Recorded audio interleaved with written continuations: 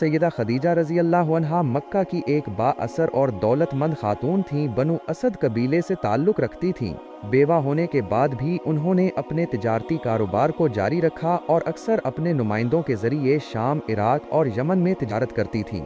جب انہیں رسول اللہ صلی اللہ علیہ وسلم کی ایمانداری اور راست بازی کے بارے میں معلوم ہوا تو انہوں نے اپنے بھتیجے قتیمہ کے ذریعے آپ صلی اللہ علیہ وسلم کو یہ پیشکش کی کہ آپ صلی اللہ علیہ وسلم ان کا تجارتی مال لے کر شام جائیں اور ان کے تجارتی ایجنٹ کے طور پر کام کریں۔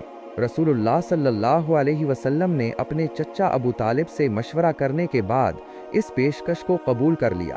سیدہ خدیجہ رضی اللہ عنہا نے آپ صلی اللہ علیہ وسلم کے لیے ایک مناسب معاوضہ طے کیا، چنانچہ آپ صلی اللہ علیہ وسلم سیدہ خدیجہ رضی اللہ عنہا کے تجارتی مال کے نگران کے طور پر شام کی طرف روانہ ہوئے۔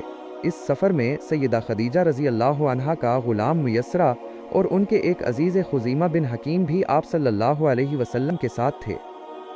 کتاب تاریخ اسلام محمد الرسول اللہ صلی اللہ علیہ وسلم عنوان شام کا دوسرا سفر۔ یہ تجارتی قافلہ جس میں آپ صلی اللہ علیہ وسلم سیدہ خدیجہ رضی اللہ عنہا کا مال لے کر روانہ ہوئے تھے، ملک شام میں داخل ہو کر ایک صومعہ کے قریب رکا۔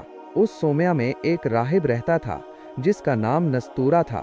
نستورہ نے جب رسول اللہ صلی اللہ علیہ وسلم کو دیکھا تو وہ اپنے صومعہ سے کچھ آسمانی کتابیں لے کر آیا۔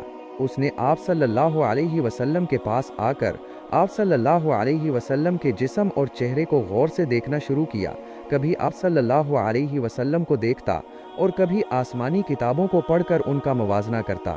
اس عجیب حالت کو دیکھ کر خزیمہ کے دل میں شک پیدا ہوا اور اس نے بلند آواز سے کہا، یا آل غالب، یعنی اے آل غالب جلدی مدد کو پہنچو۔ یہ آواز سن کر قافلے کے تمام قریشی دوڑ پڑے۔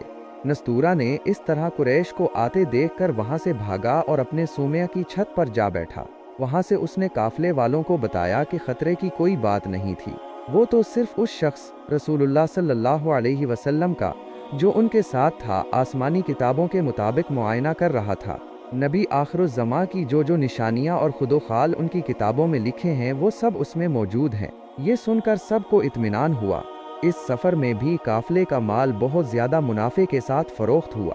کہا جاتا ہے کہ اسی طرح آپ صلی اللہ علیہ وسلم کئی مرتبہ سیدہ خدیجہ رضی اللہ عنہا کا مال لے کر بحرین، یمن اور شام کی طرف گئے اور ہر مرتبہ تجارت میں خوب نفع ہوا۔